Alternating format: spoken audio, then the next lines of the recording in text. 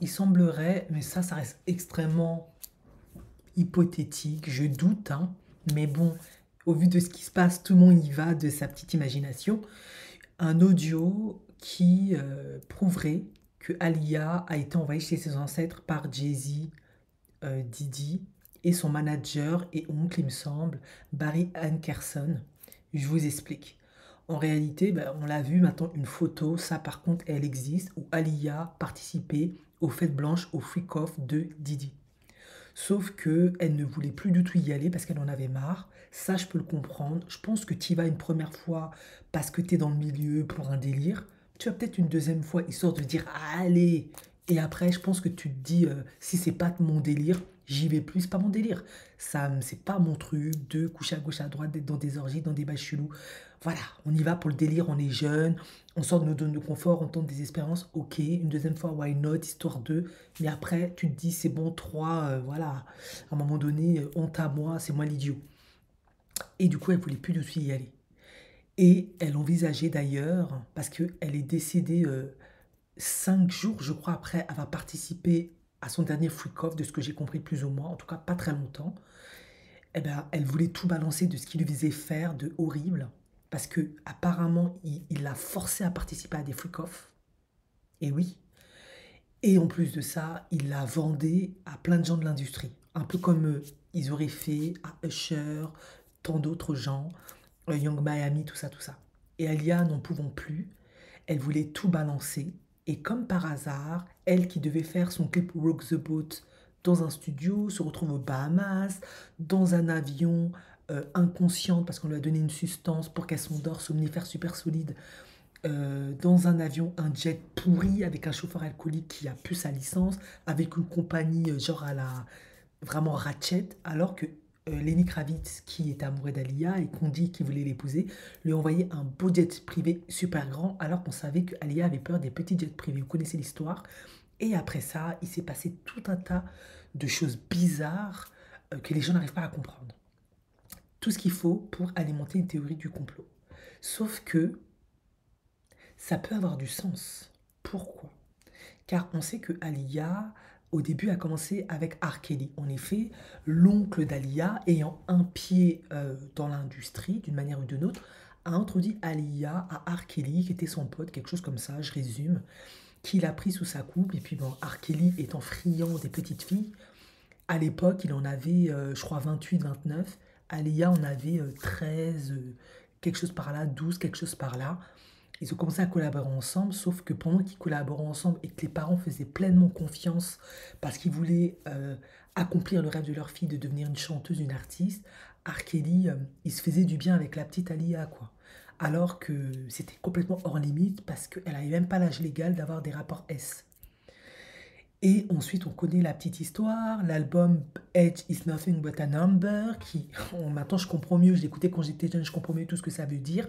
L'âge, ce n'est rien, tant qu'on s'aime, ok, c'est bien pour les pédos.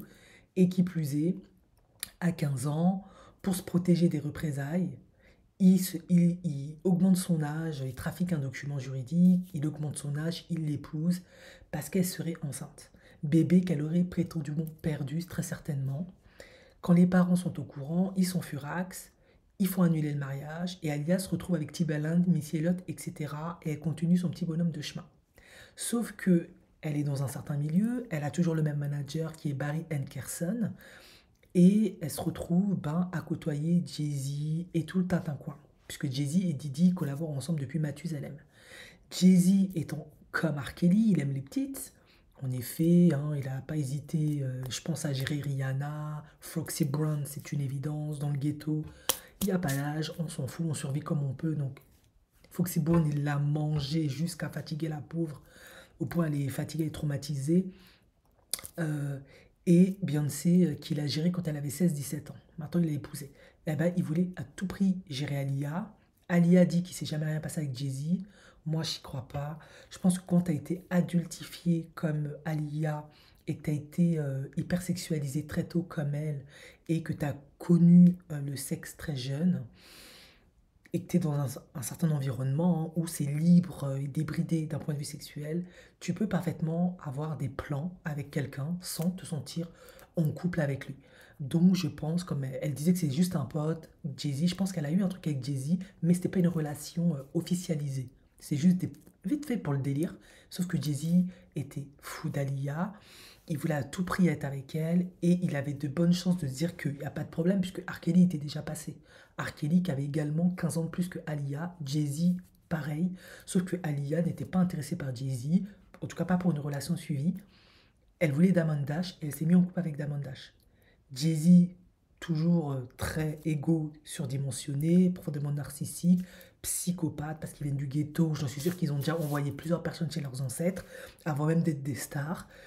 Ben, ça le fait pas pour lui, il accepte pas. Donc il en veut à mort à Alia, surtout qu'elle l'a humilié en choisissant Damon Dash.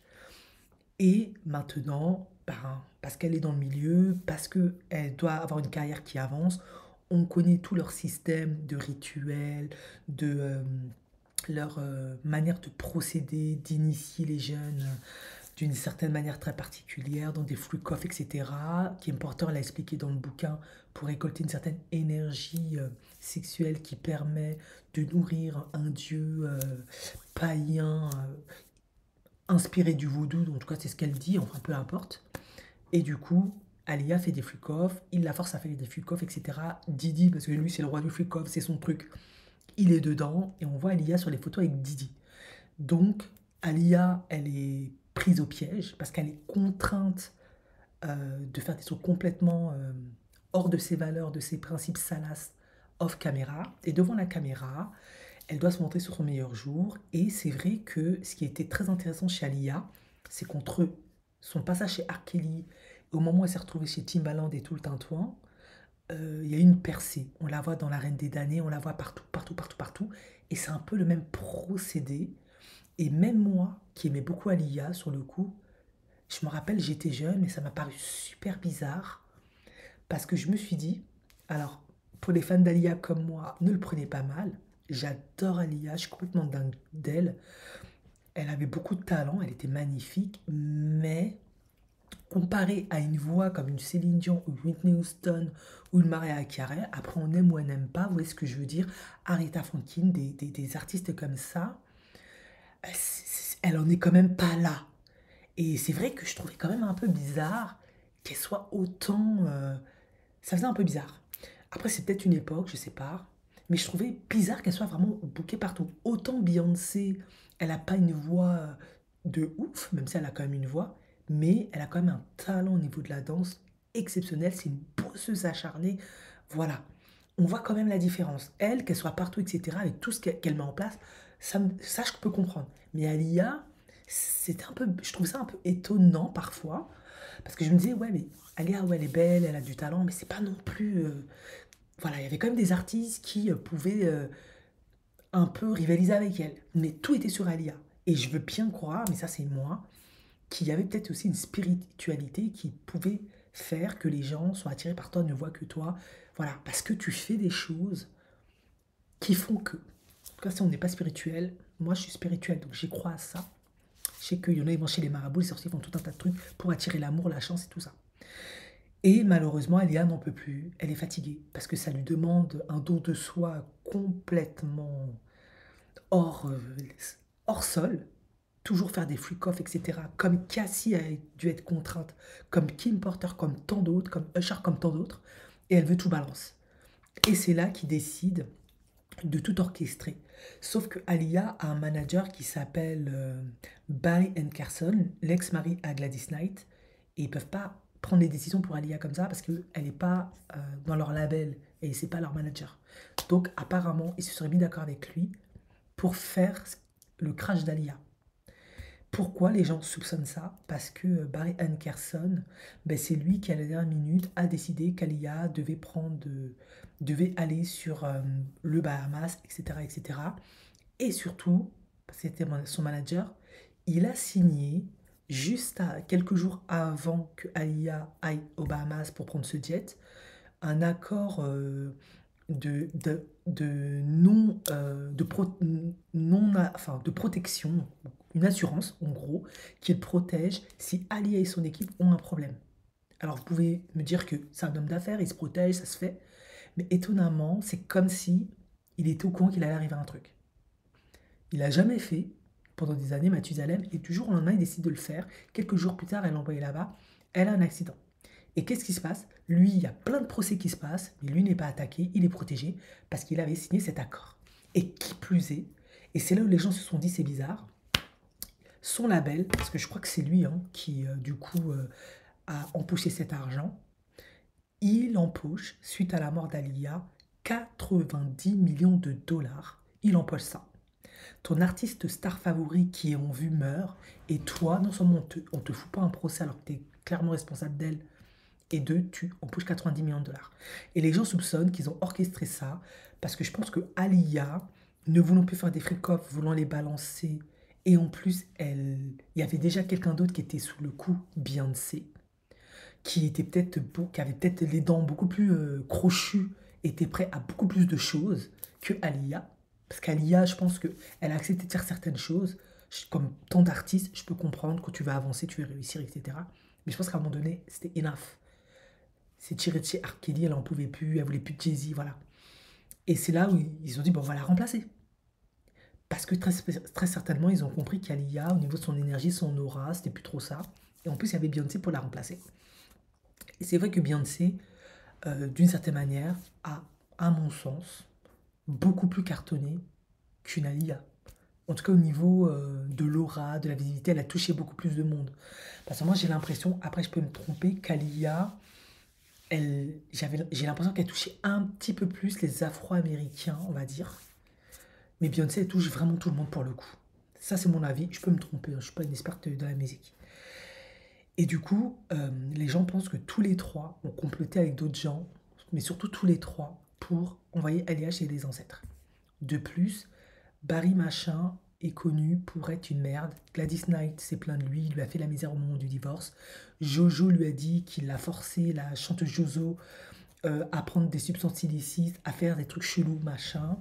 Il a aussi eu comme artiste, qui d'autre? Une qui est connue, je l'ai plus sous la langue. Bref, il a eu un certain nombre d'artistes, il leur a fait la misère. C'est un monstre, il a aucune empathie, aucun égard, il n'en a rien à foutre. Vous avez compris. Alia, malheureusement, et j'ai beaucoup de peine pour cette fille, elle s'est retrouvée dans un monde qui aurait pu être un chemin beau pour elle, grandiose, mais c'est devenu un enfer parce qu'elle est entourée que de pervers. On va pas se mentir.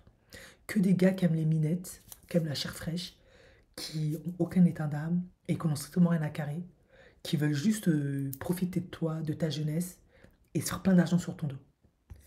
En fait, Alia n'avait vraiment aucune chance en fait. Voilà l'histoire. On y croit ou on n'y croit pas.